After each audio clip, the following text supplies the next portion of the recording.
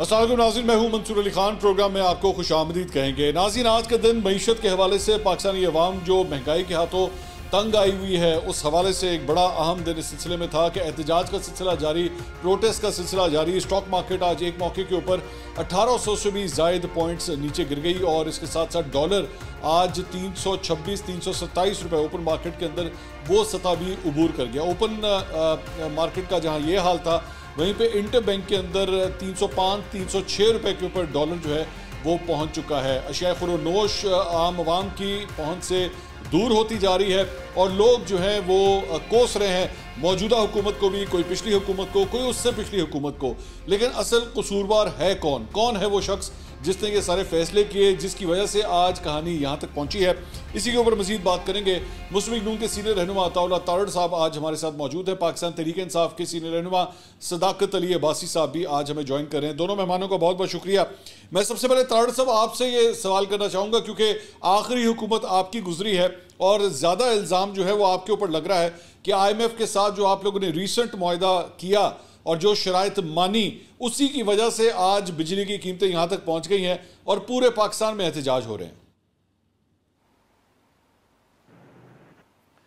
बहुत शुक्रिया मंसूर साहब। देखिए, वो जो शख्स था ना जिसने कहा था कि मैं खुदकुशी कर लूँगा, IMF के पास नहीं जाऊँगा, तो वो IMF की शराइत दिन ब दिन सख्त होती गई और IMF का मुआहदा तो होना ही था, उसने वक्त ज़ाया किया और सब्सिडी पे सब्सिडी दे के कौमी ख़जाने को खाली कर दिया।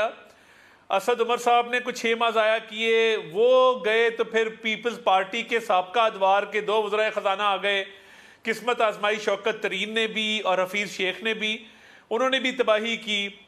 और बिल्कुल नो कॉन्फिडेंस से पहले मुझे बताए एक स्टेप ऐसा लिया गया हो जिससे कोई इकॉनमी में बेहतरी आई हो। वो कहते थे मुझे बीवी से पता लगता है कि डॉलर का क्या रेट है, या मैं टीवी लगाता हूं तो मुझे पता लगता है। सारा दिन तर्जमानों के इजलास काली एनके लगा के करते थे। अवाम का ना दर था ना पता था। पाकिस्तान का सबसे बड़ा सूबा बुजदार के रहमो करम पे छोड़ा हुआ था और करप्शन हो रही थी।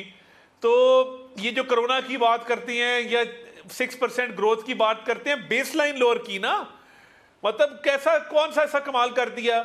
और अगर ये कहते हैं कि जी हमने एक्सपोर्ट्स बढ़ाई और इंपोर्ट्स कम की, हमारे दौर में इंपोर्ट ज्यादा थी, सीपैक चल रहा था, इंडस्ट्री लग रही थी, प्रोडक्शन हो रही थी, रॉ मटेरियल बाहर से आ रहा था। करंट अकाउंट डेफिसिट कोई इतनी बुरी चीज नहीं होती।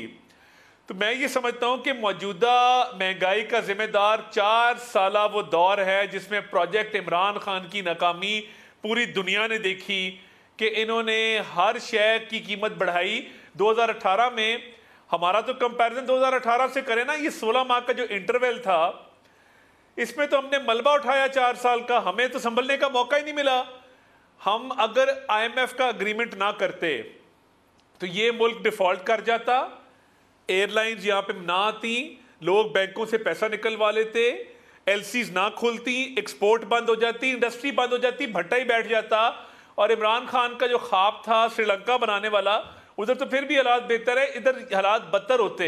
तो हम बतौर एक जिम्मेदार सियासी जमात के अपनी कौमी जिम्मेदारी निभाते हुए IMF का अग्रीमेंट फाइनल करके गए, तो ये एक बड़ी मुश्किल से बच गए और मुल्क डिफॉल्ट से बच गया। तो मलबा जिसका उठाया उसका नाम न्याजी और वो जेल में है। सदाकत साहब, ये सारी आपने गुफ्तगू सुनी सर, वो कह रहे हैं आपका ही इतना बड़ा कसूर था, आप लोगों ने इतना ज़्यादा मईशत का बेड़ा गर्क कर दिया था, जो हमें 16 माह जो है वो संभालते संभालते और मलबा उठाते उठाते ही चले गए। तो सर, ये आप लोगों ने इतना क्या मसला ख़राब कर दिया था कि इन लोगों को ये सब कुछ करना पड़ा? और ये IMF का मुआहदा एक्चुअली जो स्टार्ट हुआ था वो तो आप लोगों के दौर में हुआ था, ये जो रिसेंट मुआहदा है ये आप लोगों ने साइन किया था। जी सदाकत साहब। जी मंसूर साहब, बहुत शुक्रिया। मैं जितने आपके लोग ये प्रोग्राम सोशल मीडिया पे देखेंगे, मैं उनको कहूँगा कि कमेंट कीजिएगा जो अता साहब ने बातें की, जो मेरी बातें हैं। सबसे पहले इन्होंने कहा कि प्रोजेक्ट इमरान खान फेल था, तो अता साहब से मैं कहूँगा कि अपनी हुकूमत का जो इकोनॉमिक सर्वे है उसको उठा के देख लें कि 6% ग्रोथ क्या होती है, और अपनी हुकूमत का अपने 16 महीने का देख लें 0.3% ग्रोथ क्या होती है। 0.3% ग्रोथ आपने छोड़ी है जो 6% थी।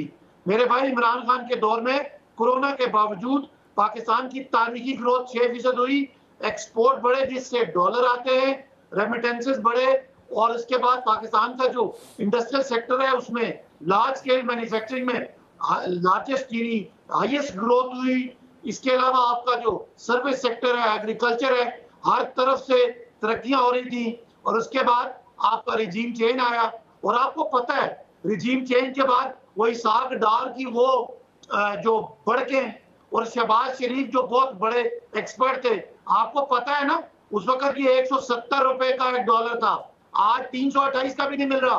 उस वक्त महंगाई 12% थी, आज 31% है। ग्रोथ 6 थी, आज 0 है। बिजली 18 रुपए यूनिट थी। जाए जरा अपना मंसूर साहब। लेकिन सदाकत साहब वो तो आपको समझते हैं। 18 रुपए की बिजली आज 60 रुपए में हो गई एक 16 महीना में। और सारा एंड क्या हुआ? मुल्क मुआशी तौर पे तबाह, जमहूरियत खत्म, आईनी तौर पे तबाह। और मेरे जैसे सियासी कारकुनों को, तारक साहब आपको शर्मिंदा होना चाहिए मेरे सामने कि मैं एक सियासी कारकुन हूं।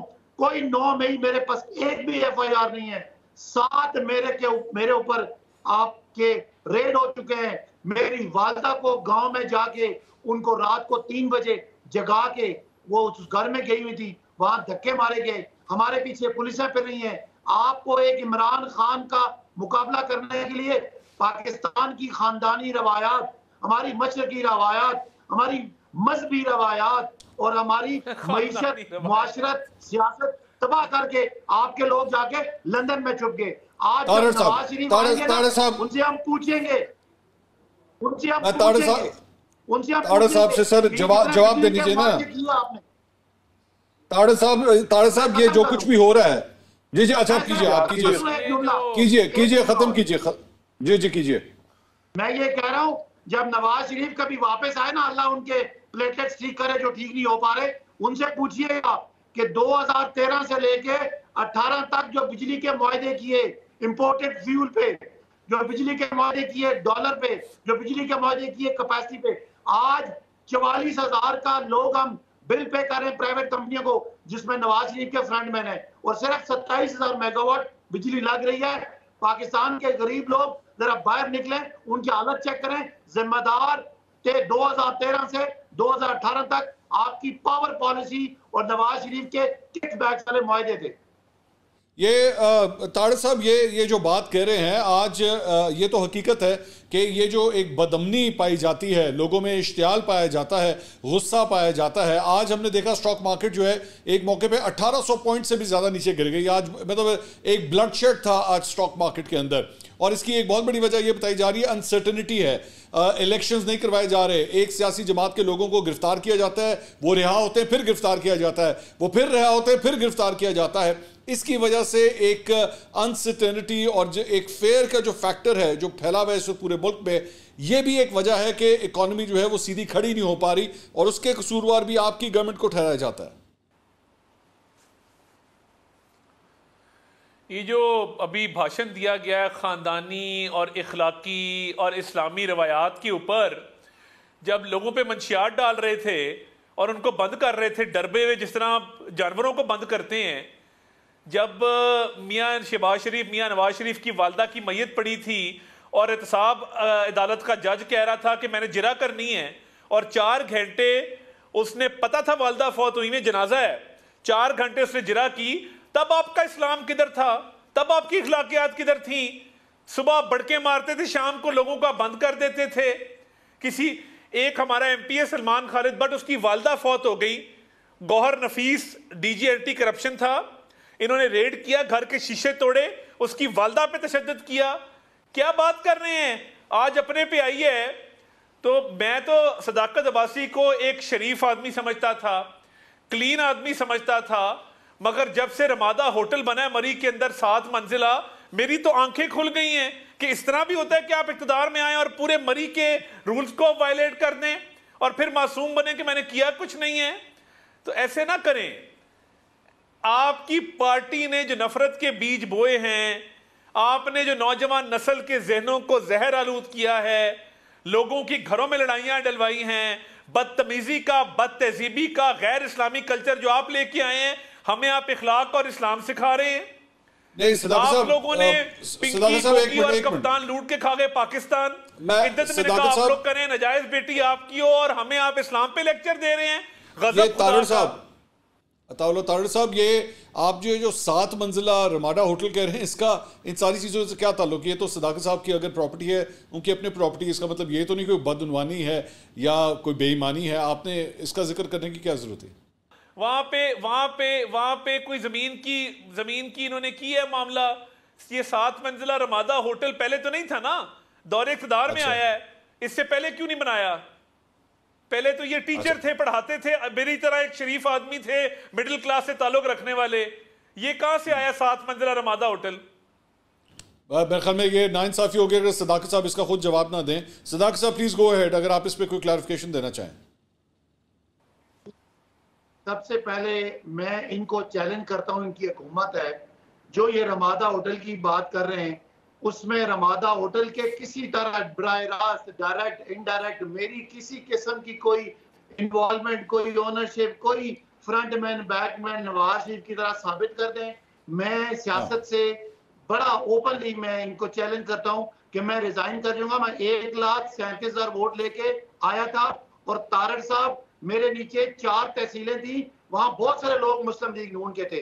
मैं आज आपके टीवी शो के जरिए चैलेंज करता हूं कि पूरे 3.5 साल में किसी एक बंदे के खिलाफ पर्चा किसी और ने कराया हो और वो नून लीग का बंदा कह दे कि सदाकत ने उसकी सपोर्ट की थी, तो मैं आपकी तरह इस तरह यहाँ झूठे इल्जाम नहीं लगाऊंगा, मैं शर्मिंदगी का इजहार करूंगा।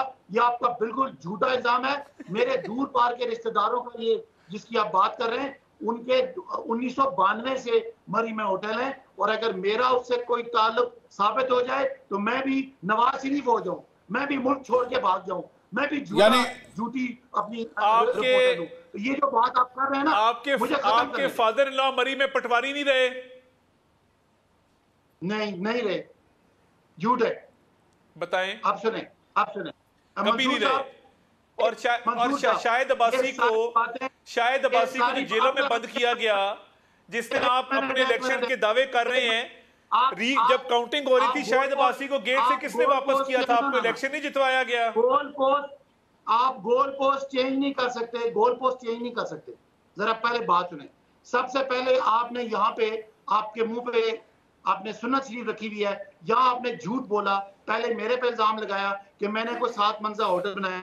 वो जिस होटल की बात कर रहे हैं वो मेरे एमएनए बनने से पहले का वहां पे मौजूद है और बन रहा है और वो बनता रहा है, और उस तरह 2-3 होटल और भी हैं जिनकी आप जिक्र कर रहे हैं। जरूर उनसे मेरी रिश्तेदारी है, लेकिन रिश्तेदारी होने का मतलब ये है कि आपको मेरे खिलाफ जाए ना, हुकूमत है, शहबाज शरीफ की हुकूमत रही है, मेरी वालदा को आपने धक्के मारे, मुझे कोई एफआईआर दिखा दे।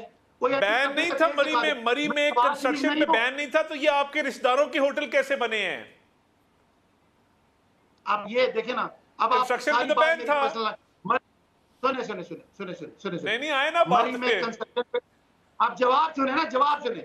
अगर आपने मरी पे ही बात करनी है, मरी पे कंस्ट्रक्शन पे बैन था, हाई कोर्ट ने बैन हटाया, पंजाब हुकूमत ने कानून बनाए और पूरे मरी में आप मुस्लिम लीग, चुप करें जरा, बात कर रहे हैं, मुस्लिम लीग नून के 15 लोगों के वहां पे बिल्डिंगें बनी जो कानून के मुताबिक बनी, वो बनी है, जो नहीं है ये आप ऐसे ही बैठ के ना यहाँ झूठ मूठ की बात करके नवाज शरीफ की करप्शन से पर्दा नहीं हटा सकते। मैं मौजूद, चले मैं हिम्मत करो सर, आ गया ना, आ गया सदाकत भाई, एफआईए को कहो, सदाकत भाई छोड़े ना, बस आ गया। मेरे पे कोई केस बनाए, यहाँ बैठ के ऐसे लफ्ज बातें कर रहे हैं आप, दूसरों की बेटियों की बातें करेंगे ना, आप इखलाकियात का दर्स दे रहे हैं। सुने जरा, एक मिनट, इमरान खान इखलाकियात का और इस्लाम का और तहजीब का, किसी और की बेटी की बात मैं नहीं कर सकता। मेरी पहाड़ी रवायत जैसे देती कि 3 महीने में किसी की बेटी पैदा होगी थी, वो बात ना करें। निकाह सर आगे चलते हैं, तो निकाह के 3 महीने बाद बेटियों की बातें भी आ जाएगी। किसकी हुई यार? ना करें ना, इस तरह की बात ना करें। बिजली क्यों महंगी की? सीधी बात करो, आपने मुल्क की ग्रोथ क्यों?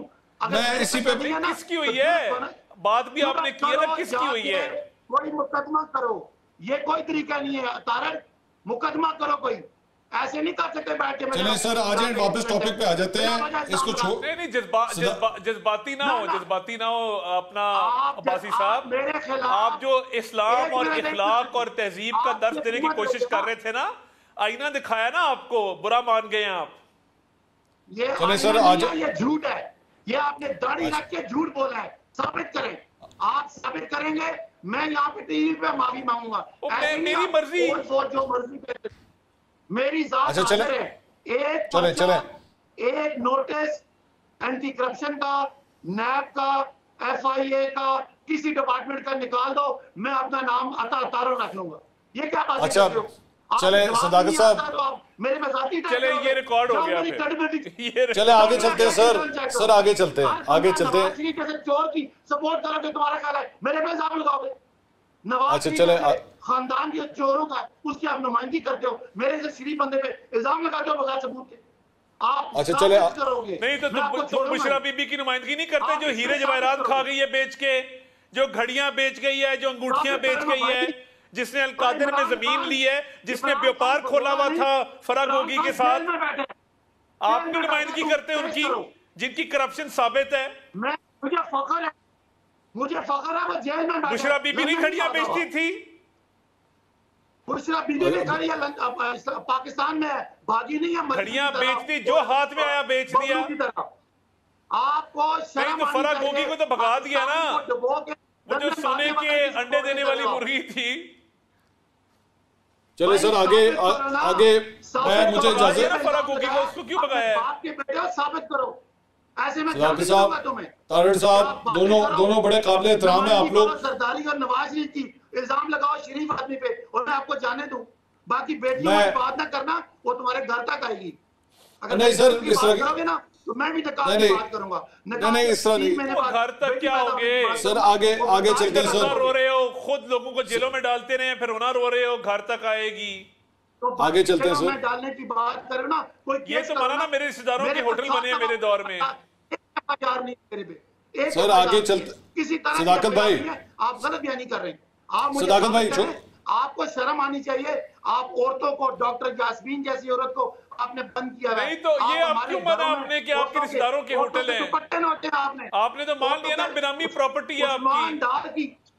उस्मान डार की वालदा के आपने दुपट्टे नोचे। मुझे एक बता दो, किसी शरीफ बंदे को PTI के दौर में किसी आम आदमी को पकड़ाओ। आपके वालदा फौत हुई है हमारे MPA की, हुए इमरान खालिद भट्ट, सलमान खालिद भट्ट की वालदा फौत हुई है आप लोगों के एंटी करप्शन के रेट की वजह से। क्या बात कर रहे हैं आप? 10,000 आप लोगों ने कभी हालात देखे नहीं है ना। आपका बंदा हमारा जमानत होती है, आपने उसको MPO 3 में 10 दफा बंद किया। ये काबिल शर्म बात है। कोई जमहूरी आदमी ये हरकत सपोर्ट नहीं कर सकता। आप हमारे खिलाफ केस करो, कोई करप्शन है तो जाके उसका सबूत हो। ये नहीं कि हमें अपने घरों से जाके आप लोगों ने जो जुल्म किए हैं, आप लोगों ने जो जुल्म किए 4 साल, लोगों को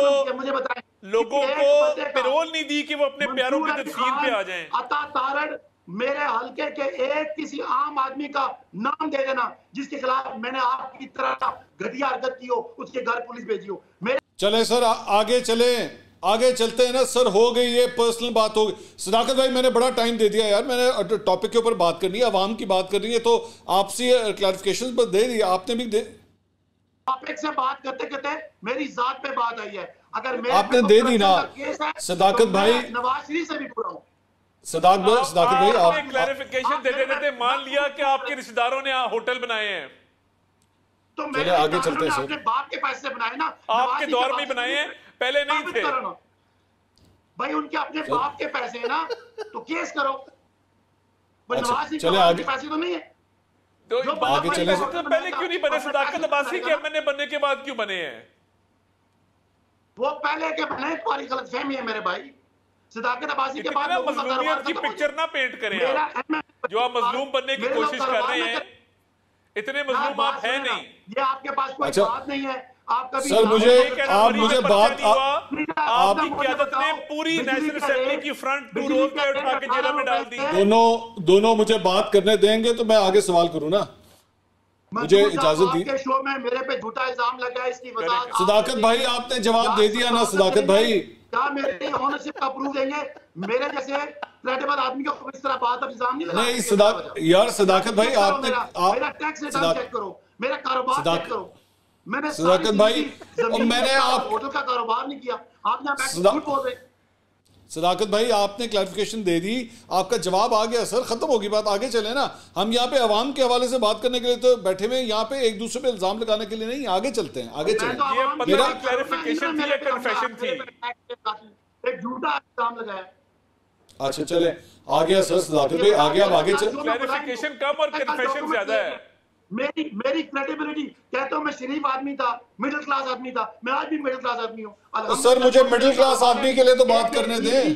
टैक्स रिटर्न है, आपकी तरह नहीं है कि लंदन के फ्लैट है और नवाज शरीफ के पास कोई सबूत नहीं है। लंदन के फ्लैट है और मरियम कहती है मेरी लंदन में तो नहीं, हमारे पास तो सिर्फ बनी गाला का 400 कनाल का महल है जिसकी मनी ट्रेल नहीं है। हमारे पास सऊदी वली अहद की घड़ी है जो हमने बेच के गुजारा किया है, व्यापार किया है हीरो का, मलिक रियाज से पैसे लिए। सर आगे चले, आगे बस सदाकत साहब, ताड़ साहब, बस जी बस बस अमेरिका यार भाई 10-15 मिनट हो गए, बस करें, आगे चले। मजहब बनाना पड़ा, इमरान खान पे बना देना केस बनने का। यार सदाकत भाई, ताड़ साहब हो गई बात, आगे चले, बस कर दें यार, मुझे सवाल तो करने दें। यहाँ पे आम मैंने लोगों के लिए सवाल करने, होगी बात होगी, आगे भी तो चले ना। लोग आप लोगों को दोनों को देख रहे हैं, आप लोग दोनों सीनियर लीडर्स हैं सियासी जमातों के, आगे चलते हैं खुदा के लिए। मेरा यहाँ पे सबसे बड़ा सवाल ये है, इल्जाम लगा के उसको डिफेंड करे, इल्जाम लगा कर दिया मैंने नवाज शरीफ लगाया कि वो लंदन उनका फ्लैट चोरी का, तो मैं कहता हूं मैं कल कागज ले आऊंगा, सुप्रीम कोर्ट का फैसला आ जाएगा। यार सदाकत भाई अब आपकी बातों को ना वो एंजॉय कर रहे हैं, वो आपकी बातों में हंस रहे हैं, आगे चलते हैं ना सर, आगे चलें, आगे सदाकत भाई बस हो गया, वो आपकी बातों पे अब हंस रहे हैं, आगे चलते हैं, बस करें, आगे चलते हैं, बस काफी हो गया। मेरा सबसे बड़ा सवाल ये है कि दोनों जमातें, आपकी सदाकत साहब, आप लोग ये समझते हैं कि इमरान खान साहब अगर बाहर आ जाएंगे तो पाकिस्तान के अवाम के हालात बेहतर हो जाएंगे। ताड़र साहब ये समझते हैं नवाज शरीफ साहब जिस दिन वापस आ गए, उनका जहाज यहाँ पे लैंड कर गया, पाकिस्तानी अवाम के हालात बेहतर हो जाएंगे। ये किस तरह है? क्या आप लोग दोनों अवाम से सच नहीं बोल रहे कि यहाँ पे इस वक्त कोई भी आके बैठ जाए, कोई भी कुर्सी के ऊपर आके बैठ जाए, ये इस वक्त सीट ही इस किस्म की है कि आप लोग रिलीफ ही नहीं दे सकते, चाहे जो मर्जी कर लें? इसका मुझे जवाब दीजिए। पहले ताड़ साहब आप जवाब दे दीजिए, फिर सदाकत साहब दे देंगे। जी बोलिए। देखिए, हमने बहुत मुश्किल हालात में इस मुल्क की हमेशा बागडोर संभाली है। 2013 में भी जब हमें गवर्नमेंट मिली थी, आपको पता है कि इन्फ्लेशन कितनी ज़्यादा थी, ग्रोथ बिल्कुल नीचे थी, 18 घंटे मंसूर साहब लोड शेडिंग थी। लोग भूल जाते हैं, देहातों में 18 घंटे, शहरों में 12 घंटे। और हमने आके अल्लाह ताला के फजल से उस क्राइसिस को भी रिजॉल्व किया, सीपैक को भी लेके आए, मुल्क की सिमत भी ठीक की, और 2018 में एक खुद मुख्तार, खुशहाल और एक बिल्कुल तरक्की याफ्ता पाकिस्तान इनको दे के गए थे, जिसका इन्होंने कबाड़ा कर दिया 4 साल के अंदर। तो हमारे पास वो टीम मौजूद है, मियां नवाज शरीफ साहब के पास वो सलाहियत मौजूद है, कि तजर्बा मौजूद है कि वो हालात को टर्न अराउंड कर सकते हैं। और मैं साहब यहाँ पे ताड़ साहब यहीं पे नहीं है, माजी में करके दिखाया है। ताड़ साहब यहाँ पे फिर दोबारा ये सवाल उठता है, तजुर्बा तो इस 16 माह के अंदर भी था, लेकिन इसाक डार साहब को आप लोग लेकर आए, मिफ्ता इस्माइल साहब को हटाया, 8 महीने तक IMF का मुआहदा नहीं हुआ, जिसकी वजह से हालात बद से बदतर होते गए और यहाँ तक पहुंचे। सर तजुर्बा तो तब भी था ना आप लोगों के पास? नहीं, देखिए बात ये नहीं है, 4 साल का डैमेज 16 माह में कैसे ठीक हो सकता था? हमारा हदफ था कि हमने IMF को आसान शराइत पे लेके आना है और IMF का अग्रीमेंट फाइनल करना है ताकि डिफॉल्ट ना हो। जो तबाही 4 साल की थी उसका डैमेज कंट्रोल किया, IMF का मुआहदा फाइनल किया। तो देखिए 5 साल का जब मैंडेट होगा और मियां नवाज शरीफ साहब प्राइम मिनिस्टर होंगे तो चीज़ें बिल्कुल मुख्तलिफ होंगी। पहले भी संभाला है ना, और पहले भी चीज़ों को टर्न अराउंड किया है और बड़े मुश्किल हालात में किया है। तो मेरा ख्याल है ये हो सकता है, ये नामुमकिन नहीं है। नाज़रीन, सवालात का सिलसिला जारी है। यहाँ पे प्रोग्राम में वक्त हुआ एक छोटे से ब्रेक का। ब्रेक के बाद वापस आते हैं, हमारे साथ ही रहिएगा।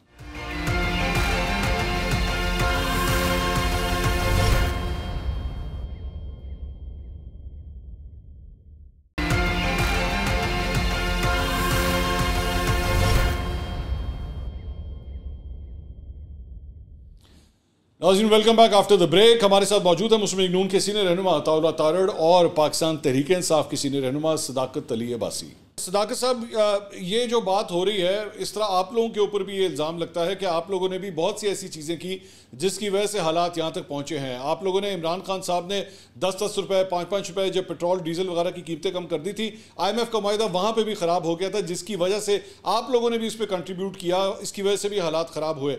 आज कम से कम आप इस बात को मानेंगे कि हाँ, आप लोगों से मईशत को संभालने के हवाले से आप लोगों से भी गलतियाँ हुई? अच्छा, एक तो पुरानी बात ये कि इमरान खान साहब के जो कोई बनीगाला के मामलात की भाई बात कर रहे थे, तो मैंने कहा अगर इमरान खान साहब ने कोई करप्शन की है तो आपको इमरान खान आज वो तौहीन अमेरिका जो इमरान खान ने जो एक कौमी गैरत का सबूत दिया और अमेरिका के एक अंडर सेक्रेटरी का जो धमकी आई उसके सामने खड़ा हो गया। इमरान खान उस तौहीन अमेरिका की केस में जेल में है, किसी करप्शन के केस में जेल में नहीं है। आपने कोशिश की तोशाखाना में, वो जज साहब ने उठा के बाहर फेंक दिया।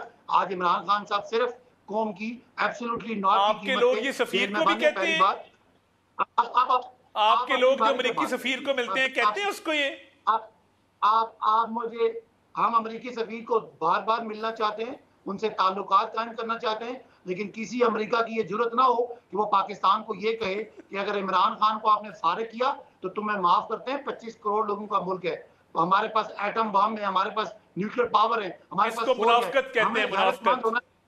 बात दरमियान में ना बोले, हमें गैरतमंद होना चाहिए इमरान खान की तरह कि इमरान खान को आज सजा मिल रही है एब्सोल्यूट लॉट करने की, दुनिया में मुसलमानों की नुमाइंदगी करने की। वो टांग पे टांग रख के कमीज शलवार पहन के दुनिया के सामने इस्लाम की और पाकिस्तान की बात करता था। आज अमेरिका के प्रेशर में और बैरूनी ताकतों के प्रेशर में आपने उसको बंद किया है। हम बिल्कुल अमेरिका से ताल्लुकात भी चाहते हैं, कारोबारी, मुआशी, मुआशरती, लेकिन बराबरी की बुनियाद पे। हम नवाज शरीफ, शहबाज शरीफ की तरह ये नहीं कहते कि बेगर्स आर नॉट चूजर्स, हम कहते हैं हम आपके एलाय हैं, आपके दोस्त हैं, आपके पार्टनर हैं, आपकी तरह गुलामी नहीं करते। आज गुलामी की कंटिन्यूएशन है। इमरान खान को उस केस में बंद किया। रही बात मैं सदाकत साहब, तो सदाकत साहब अगर इजाजत दें एक सवाल करने की, आप नहीं, मैं आपसे सदाकत साहब आपसे सवाल कर रहा हूँ। सदाकत साहब आपसे सवाल कर रहा हूँ, एक मिनट ठहर देना सर, इस पॉइंट के ऊपर मुझे एक जवाब दे दीजिए। बड़ा सर आप दीजिएगा, मैं आपसे सर मैं इस पॉइंट के ऊपर, आपने चूंकि आप किसी और तरफ ले गए, अब मुझे यहां सवाल करने दीजिए ना। आपने अमेरिका के हवाले से कहा अमेरिका ने आपकी हुकूमत गिराई, अमेरिका ने सारा रोल अदा किया, अमेरिका ने धमकी दी, अमेरिका ने ही सब कुछ किया ना, ये रिजीम चेंज अमेरिका ने करवाया। ये हाँ या ना में जवाब दे दीजिए, ऐसे ही है ना? जी जाहिर है उसका सबूत है, अगर साइफर ना हो ठीक है, बस ठीक है सदाकत साहब, ठीक है, मैं मान गया, आपकी बात मान गया, आपका पॉइंट ऑफ व्यू ये है। अब मुझे सिर्फ यहाँ पे आज एक ऐलान कर दीजिए, आज पाकिस्तानी अवाम आपको देख रही है, अगर कल को इमरान खान साहब हुकूमत में आए तो आते साथ ही अमेरिका के एम्बेसडर को पाकिस्तान से बाहर निकाल देंगे? बिल्कुल नहीं, क्यों निकाल देंगे? ये कौन सी बात नहीं निकालेंगे हम उस वक्त की जो सुन लेना, आज इमरान खान को अमेरिका को डिमाश करने का जो 2 नेशनल सिक्योरिटी कमेटी की मीटिंग में ये तय हुआ कि अमेरिका ने मुदाखलत की, इमरान खान ने स्टैंड लिया, उसके बाद जो कुछ भी गेम हुई इमरान खान को हटाया गया।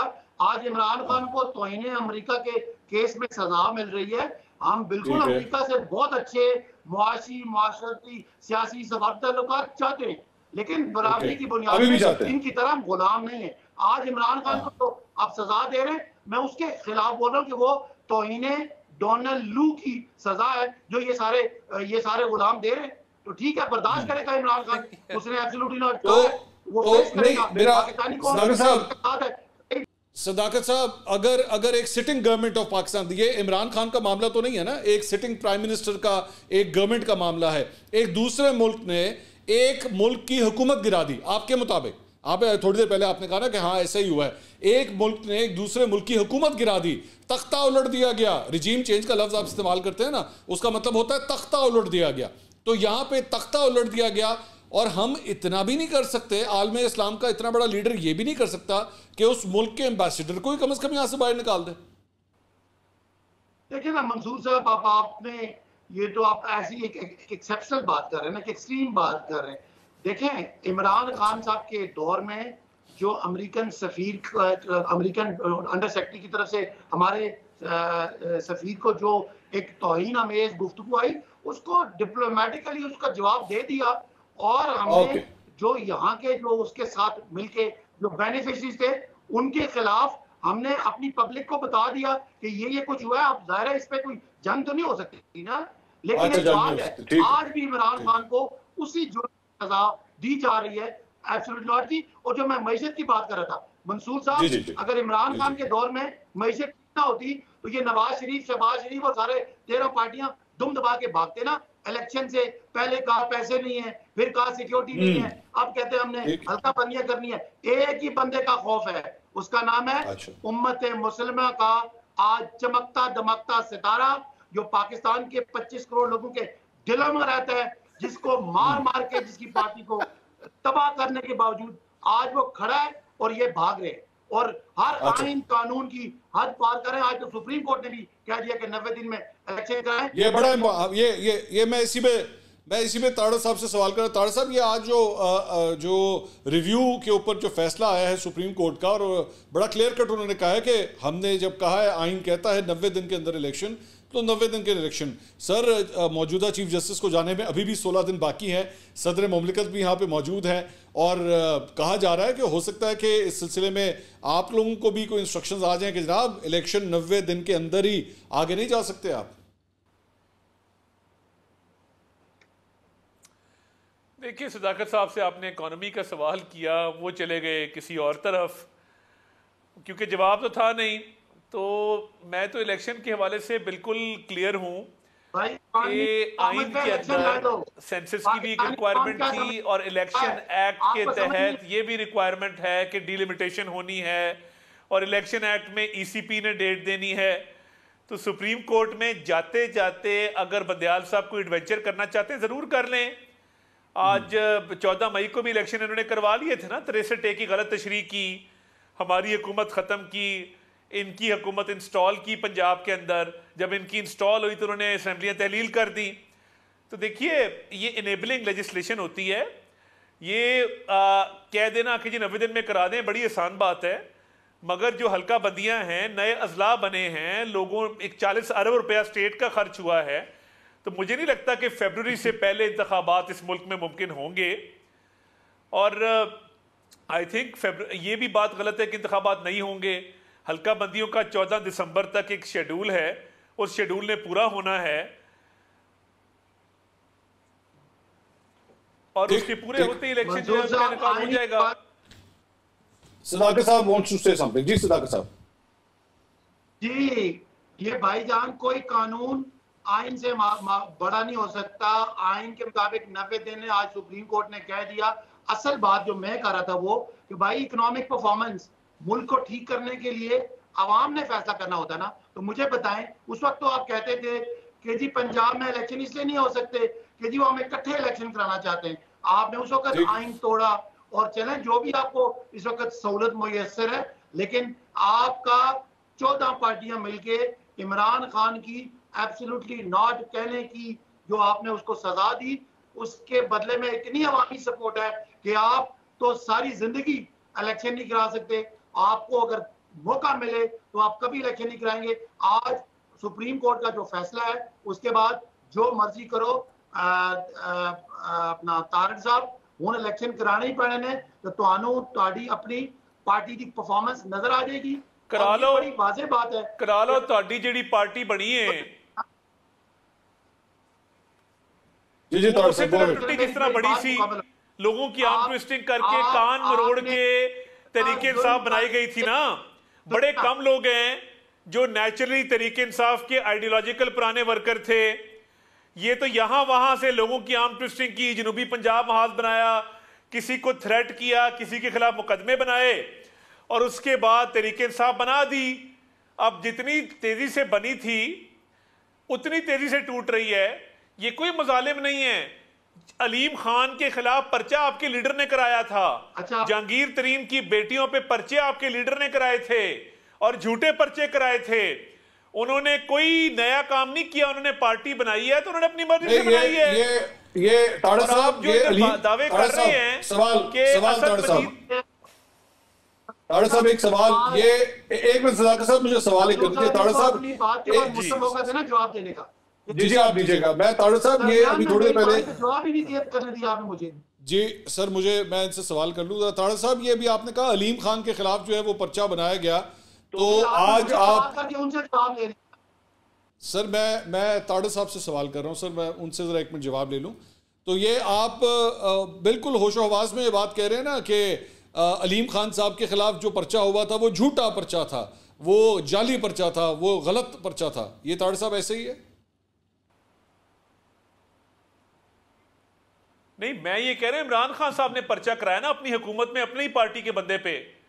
जी मैंने तो फैक्ट कराया सर केस के। नहीं, आप मुझे नहीं लोगों पता कि तो वो मनी लॉन्ड्रिंग थी नहीं थी, टीटी लगी थी नहीं लगी थी, मुझे फैक्ट्स का नहीं पता, मगर नैब का रेफरेंस इतना सबूत नहीं था कि नैब का रेफरेंस बन सकता। जी सदाकत साहब बोले, अब खुल के बोलें, क्या कह रहे हैं? बगैर ही वो केस क्लोज हो गया और वो बनाया इमरान खान साहब ने था। अच्छा ठीक है जी सर। आपको मुस्लिम लीग नून की पॉलिसी बता दी कि क्यों इमरान खान के दौर में इमरान खान के बंदे पे पर्चा हो, क्योंकि इनके दौर में सिर्फ मुखालफिन पे पर्चे होते हैं। तो मेरे भाई आपको अलीम खान मुबारक हो, जहांगीर तरीन मुबारक हो, हमने गलत किया, मेहरबानी करें आइन के मुताबिक इलेक्शन लड़ने के लिए आ जाओ। क्यों बकरी बन के लंदन बैठे हुए हो, इधर आओ, मुकाबला करो। हमारा इमरान खान जेल में भी हुआ, हम फिर भी मुकाबला करने के लिए तैयार है। और आपकी हुकूमत ही, आपका नवाज शरीफ यहाँ से खौफ के मारे यहाँ वापस नहीं आ रहे। आपका क्या ख्याल है कि अवाम में पाकिस्तान का जो आप हक मार रहे ना कोई खौफ है बिजली और महंगाई की सूरत में, आप अगले 2 साल इलेक्शन लड़ने के लिए तैयार नहीं है, तो क्या पाकिस्तान का आइन बंद कर दें? आपने मार लिया हमें, हमारे बंदों को 20-20 दफा आपने उनके खिलाफ, वो जेल से निकलते हैं फिर डालते हैं, इसके बावजूद आपकी एक नहीं चल रही। और अवाम पाकिस्तान से जो नवाज शरीफ और शहबाज को ना इलेक्शन भाग के जान नहीं छुटेगी, आपका तो राय कुछ नहीं। इसीलिए आप इलेक्शन से आप तो कहेंगे कुछ ना कुछ हो जाए, लेकिन पाकिस्तान में इलेक्शन ना हो। इंशाअल्लाह इलेक्शन भी होंगे। और आपने जो ये आखिरी 16 महीने इस कौम के साथ किया है, चाहे वो आइन के जो आपने तोड़ा, जो आपने कानून तोड़ा, जो आपने रवायात तोड़ी, जो आपने मैशत तबाह की, और आखिर में हासिल क्या किया? शहबाज शरीफ ने मकसूद चपरासी वाले 16 अरब माफ कराए और 1100 अरब रुपया आपके कॉलोनीज को नैब की अमेंडमेंट के बाद उस केस का क्या बना? पाकिस्तान के महंगाई, बेरोजगारी, गुर्बत, मुआशी तबाही और बिजली के बिल आए, इसका जवाब आपको इंशाल्लाह इलेक्शन में मिलेगा। जब भी इलेक्शन होगा आपको लग पता जाएगा कि लोग आपको। वैसे ताड़ साहब, मुझे सवाल करने की इजाजत दीजिएगा। ताड़ साहब ये तो हकीकत है, ये कहा जा रहा है कि बेशक पाकिस्तान तहरीक इंसाफ के लीडर्स जो हैं वो छोड़ के जा रहे हैं, प्रेस कॉन्फ्रेंस से कर रहे हैं, कुछ भी हो, लेकिन उनका जो वोटर है, जो कोर वोटर है, जो हमेशा पीटीआई को वोट देता आया है, वो आज भी पीटीआई के साथ वैसे ही अटैच्ड है, वो नहीं छोड़ेगा। आप चाहे आज खंबे को टिकट दे दें, किसी दरख्त को टिकट दे दें, और इमरान खान साहब ने अगर कह दिया कि ये बल्ले का कैंडिडेट है, तो लोग वोट दे देंगे वहां पर। इसीलिए तो इलेक्शन से भाग रहे हैं, और क्या बात है? नहीं देखिए, मैं नहीं समझता ऐसी बात है। हम भी अपने हलके में फिरते हैं, हमने भी हालात को देखा है। बिल्कुल कोई ऐसी बात नहीं है कि खंबे को खड़ा कर देंगे तो उसको जो है वो वोट मिल जाएगा।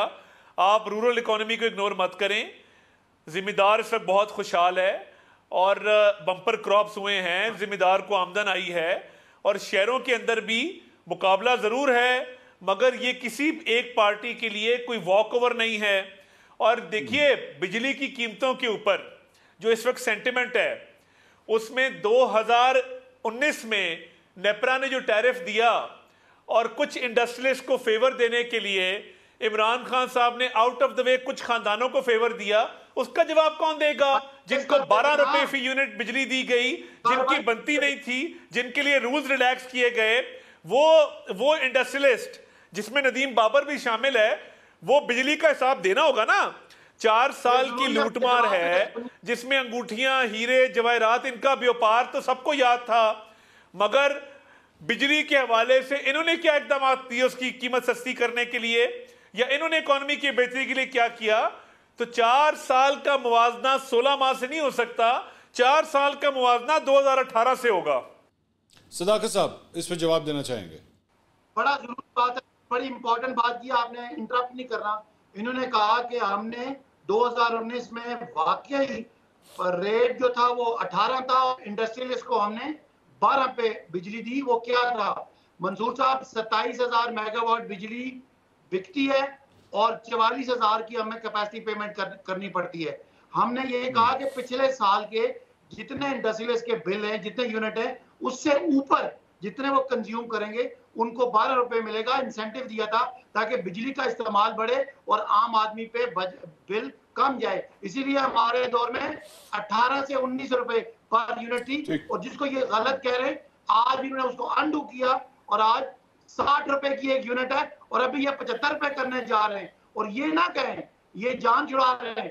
आज की जो केयर टेकर हुकूमत है ये शहबाज शरीफ और राजा रियाज की लगी हुई है, ये उसी की कंटिन्यूएशन है, इनका कोई कसूर नहीं है। तमाम तर जो चीजें हैं वो शहबाज शरीफ करके अपना मामला ठप करके लंदन चले। बहुत बहुत शुक्रिया सदाकत अली अब्बासी साहब। सर टाइम खत्म हो गया। बहुत बहुत शुक्रिया सदाकत अली अब्बासी साहब। अताउल्लाह तारड़ साहब आपका भी बहुत बहुत शुक्रिया। नाज़रीन प्रोग्राम से अब तक के लिए इतना ही। अगले हफ्ते आपसे दोबारा मुलाकात होगी। अल्लाह हाफ़िज़।